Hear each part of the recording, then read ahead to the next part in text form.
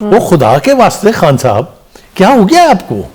वो हैरत से उंगलियां दांतों में लेके सोच रहे होंगे बंदा की चीज है। किसी ने सवाल पूछा कि खान साहब हुन की होएगा? साजिश के तहत खुद इमरान खान की पार्टी के अंदर के लोग जो है खान साहब को तबाह बर्बाद करने पर तुले हुए हैं और बाकी की कसर खान साहब खुद निकाल रहे हैं। इंतखाबात आम जो है जी वो अप्रैल के बाद हम कबूल नहीं करेंगे। करा कौन रहा है जिसे आप कबूल करेंगे? या तो कहा हो ना कि उन्होंने हम मई में कराएंगे तो आप कहें नहीं हम तो अप्रैल से पहले कबूल नहीं करेंगे।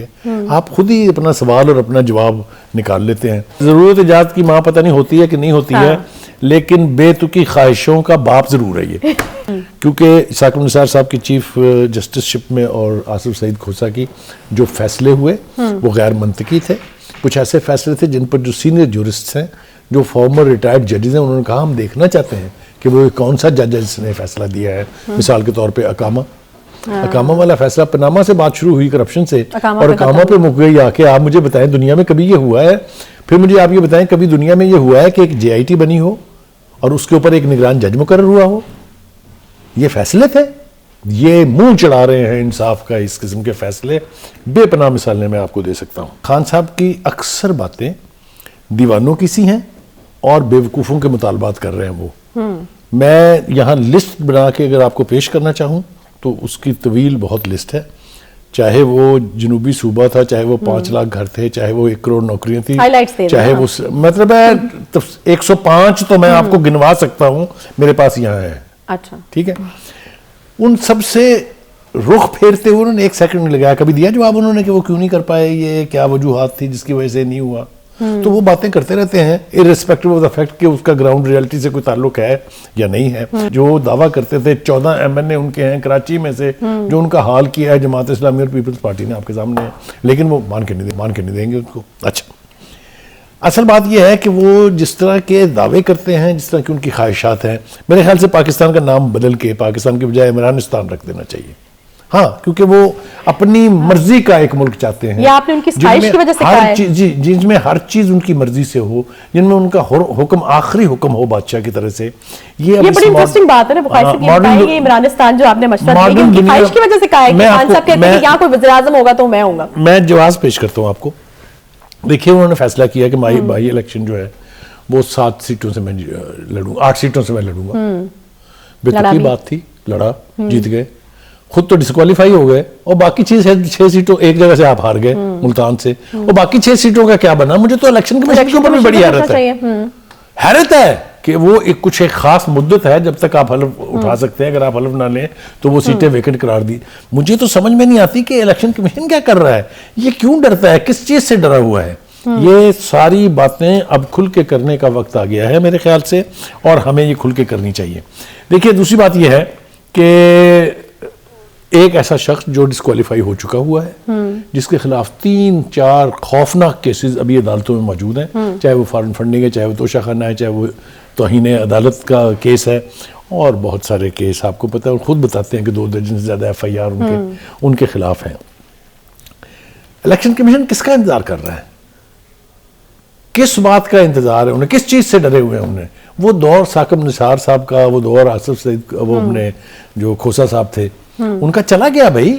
खुदा के लिए अब तो अदालतों को भी मेरे ख्याल से इस लाडलेपन के ऊपर मोहर लगा देनी चाहिए कि बस जी बहुत हो गया, और इलेक्शन कमीशन को तो फौरी तौर पर मोहर लगा देनी चाहिए, क्योंकि इसलिए इसके साथ इलेक्शन कमीशन पर सवालात उठ रहे हैं। अच्छा, अभी मैं देख रहा था, आप बातें कर रहे हैं, देखिए कानून इजाजत देता है तो खान साहब इस तरह की बातें करते हैं ना। कानून में तो कोई कबाहत नहीं है ना कि आप जो है वो 1 से ज्यादा सीटों के ऊपर, या फिर जिस तरह एक और खबर जो है वो गर्दिश कर रही है कि बाकी जो असम्बलियां तहलील हुई हैं उन पर भी वो इलेक्शन लड़ना चाहते हैं, तो उन कानूनी तौर पर कोई रुकावट नहीं उनके लिए, तो कानून में सुकम है ना। देखिए एक तो ये कि कानून साजी अगर होनी है तो इलेक्शन कमीशन को जरूर करनी चाहिए, लेकिन कुछ मॉरलिटीज भी हैं जो उनकी पार्टी का जहां तक तल्लक है। मुझे हैरत है कि वो MPAs जिन्होंने रिजाइन किया है उनके कहने पे, जिन्होंने असम्बलियां तहलील करने में रोल अदा किया है, चाहे वो पंजाब की है चाहे वो KPK की है, किसी ने सवाल पूछा कि खान साहब हुन की होएगा?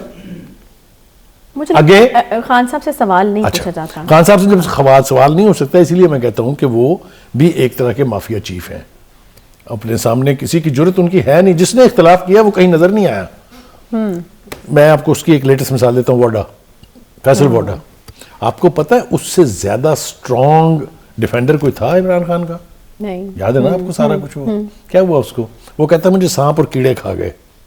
आज उसने बैठ के एक टीवी प्रोग्राम में कहा है कि वही सांप और कीड़े जो हैं उन्होंने सफाया कराया है पीटीआई का कराची से भी और सिंध से भी।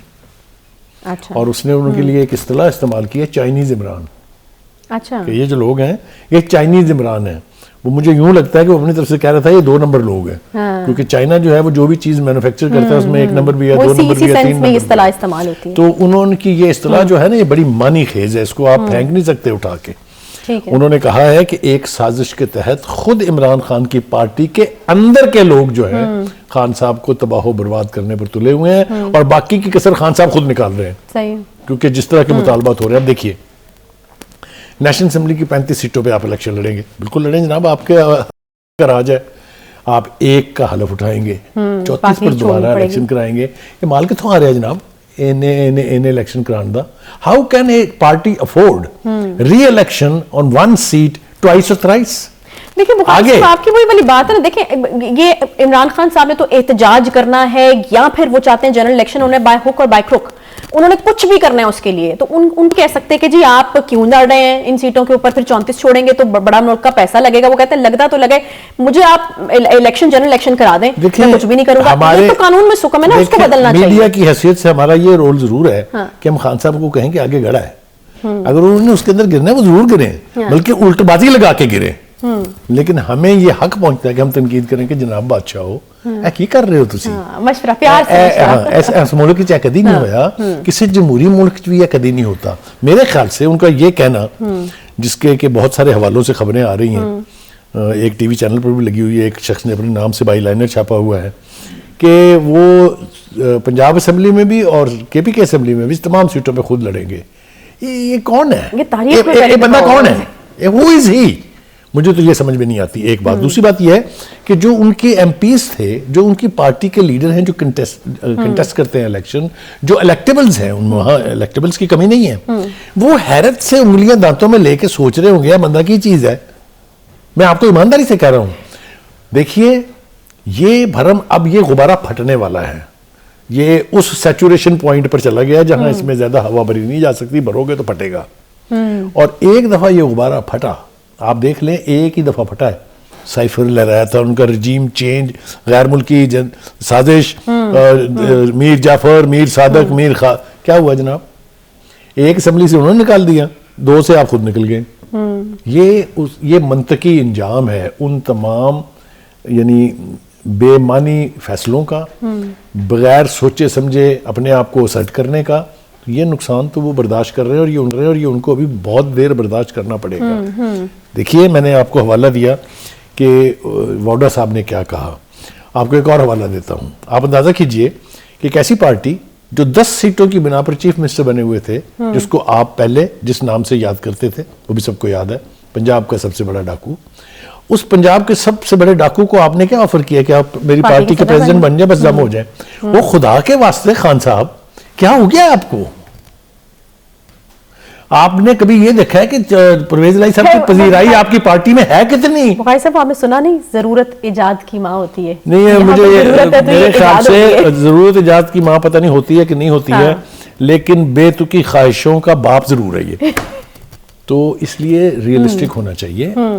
ये सियासत जो है ना, इतना भी मजाक का खेल नहीं है, इट्स ए सीरियस बिजनेस। वो दूसरी बात है कि आप इसको खेलते कैसे हैं, लेकिन कुछ जमहूरी रवायात का, कुछ इखलाकी इक़दार का ख्याल जरूर रखना चाहिए। लेकिन ये शाह बलीगुद्दीन साहब ने जो फरमाया है कि वो अगले हफ्ते आ रही हैं और 1 महीने के अंदर भी नवाज शरीफ साहब भी वापस तशरीफ ले आएंगे और मैं खुद उन्हें रिसीव करने जाऊंगा एयरपोर्ट पे, तो एक खुला इशारा है कि इतनी भी गल नहीं मुक गई। She is coming back, she is coming back after surgery in which she can not raise her voice abnormally, और वो तकरीरन करने में उनको दिक्कत पेश आएगी, ये हम सुन रहे हैं। लेकिन उनके पास एक मकनातीसी शख्सियत है, शी हैज ए क्रिज्मा, कि वो लोगों को अट्रैक्ट करती हैं। लोग उनके जलसों में बड़ी तादाद में आते हैं। मैंने आपने सब ने खान साहब ने भी देखे हुए हैं वो जलसे। तो वो अगर वापस आ जाती हैं तो एक एक्टिविटी तो शुरू हो जाएगी, कोई दो राय नहीं इसके बारे में। लेकिन इससे ज्यादा इंपॉर्टेंट है वो बयानियां जो अब मुस्लिम लीग बनाने जा रही है। अच्छा, ये कोई नया बयानिया? जी बिल्कुल नया क्योंकि बयानिया है। ये बहुत देर से लैक करा था बुखारी साहब, कहा क्रिटिसिज्म यही था कि खान साहब जो हैं वो अपना बयानिया बनाते हैं और उसको बेचते भी हैं, लोग बाय भी करते हैं, दूसरी तरफ को बयानिया है ही नहीं। देखिए अब जो बयानिया बन रहा है उसका टारगेट है जनरल बाजवा, इमरान खान, फैज हमीद, साकिब निसार और आसिफ सईद खोसा। अच्छा।